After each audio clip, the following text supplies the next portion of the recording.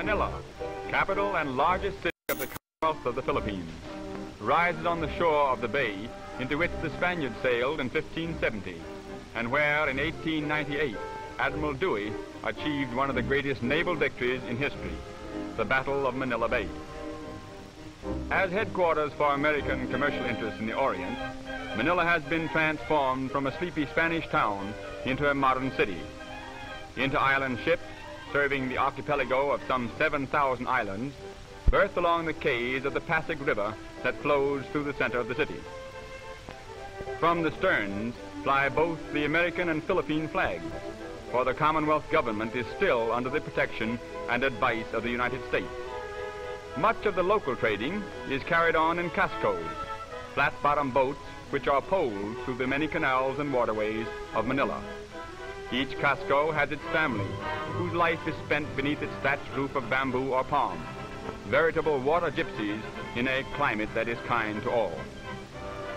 Manila is really three cities in one.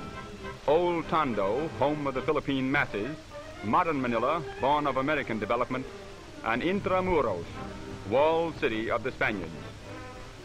The last, built on the south shore at the mouth of the Pasig River, is surrounded by 2.5 miles of walls, which, begun in 1590, were for centuries bulwarks against invasion.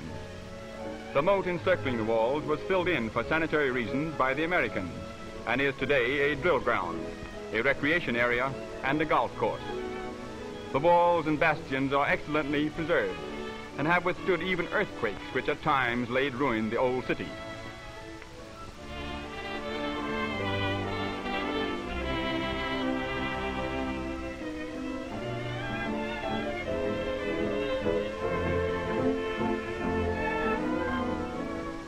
In the bastion of the Royal Gate is Manila's famous aquarium. The Parian Gate is the most notable of the city's 5, which until 1852 were all closed at night.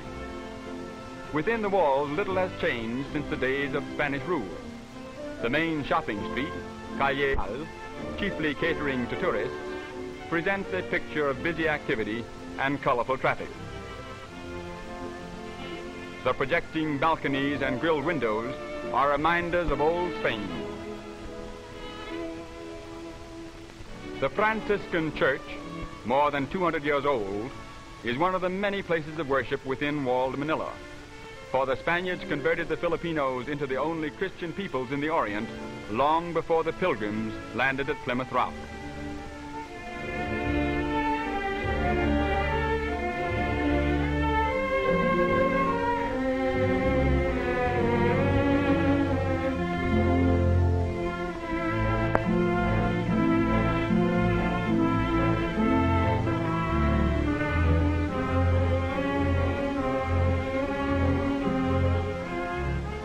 A bodice with huge sleeves of cloth made from pineapple plants and a long skirt, the train of which is tucked into the front of the belt, is the typical dress of Filipino women.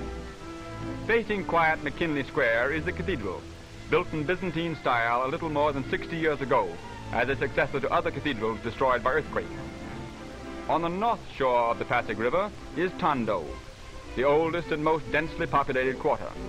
Here the masses live, and here also is the modern business area of the city. In this section are the greatest contrasts: fine skyscraper office buildings and banks among crumbling thick-wall ancient structures, broad straight streets and narrow crooked ones, canals teeming with boat activity, and paved streets with modern traffic. Traffic in all parts of Tondo is heavy and difficult to control. With swiftly moving autos abreast caramatas, the two-wheeled native conveyances drawn by active Philippine ponies.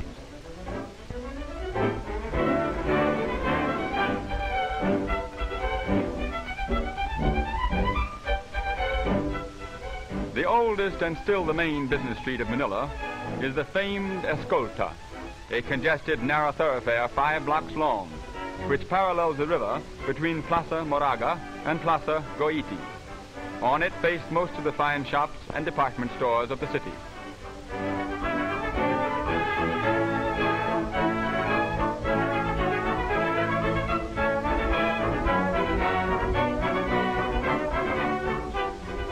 Another important thoroughfare is Rizal Avenue, named in memory of the great hero martyr, Dr. Jose Rizal, who was executed by the Spaniards in 1896, 2 years before the coming of the Americans.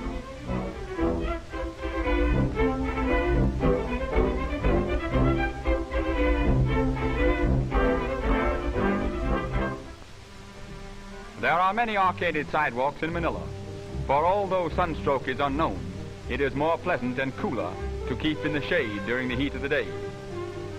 Each section of the city has its market, where practically everything used by the Filipinos can be purchased. In the Yangko market, a bazaar devoted exclusively to Philippine products, almost any locally made article can be secured.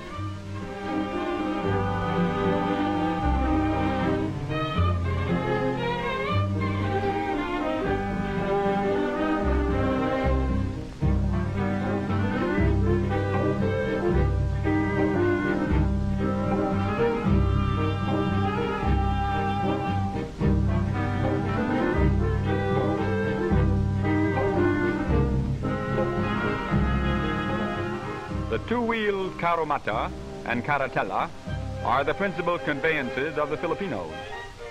These carriages accommodate 2 and 6 persons respectively. Little straw protectors are placed on the wheel when the passenger mounts or descends.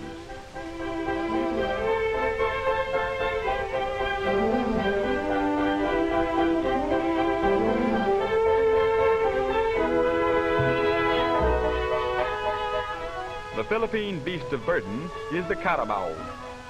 There are more than 2.25 million of these patient, hard-working animals in the island, and their slow pace is appreciated by their easygoing masters. In addition to modern motor transportation, the horse-drawn bus still holds an important place.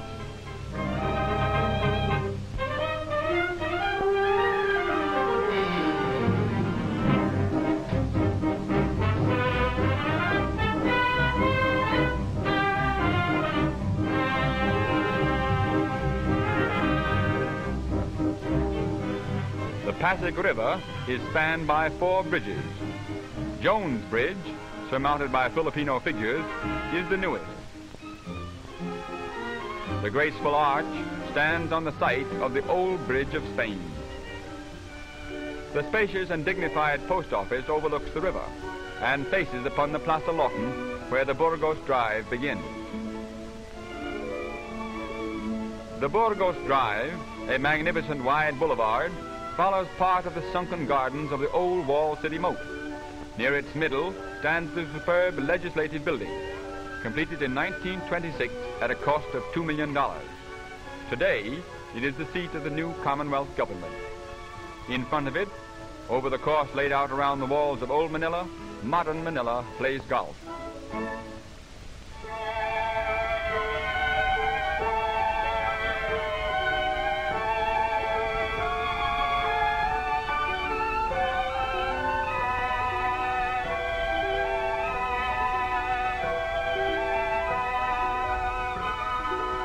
A residential section where many beautiful homes and the best hotels are situated is Ermita. The famous Manila Hotel overlooking the bay is one of the finest air-conditioned hotels in the tropics. In Ermita are also the buildings of the University of the Philippines, a government institution which embraces wide fields of learning and offers excellent educational opportunities to all. Contrasting greatly with the narrow, irregular dirt streets of Spain's Manila are the wide, well-paved avenues and boulevards of the American city. Great shade trees overarch many of the avenues, and palms or colorful flowering trees line other arteries. Dewey Boulevard, the pride of Manila, is built upon reclaimed land along the shores of the bay, an ideal location for the many residences of which the city boasts. Among them is that of the American High Commissioner. The spacious house with its gardens and patio is often the scene of social splendor. Situated on the north bank of the Pasig River are the executive offices and home of the President of the Philippine Commonwealth. In a mansion built as the suburban residence for Spanish governors, a Philippine chief executive now directs the home government of his island commonwealth, an archipelago fast changing from a dreamy Spanish colony to a modern agricultural, industrial, and independent country.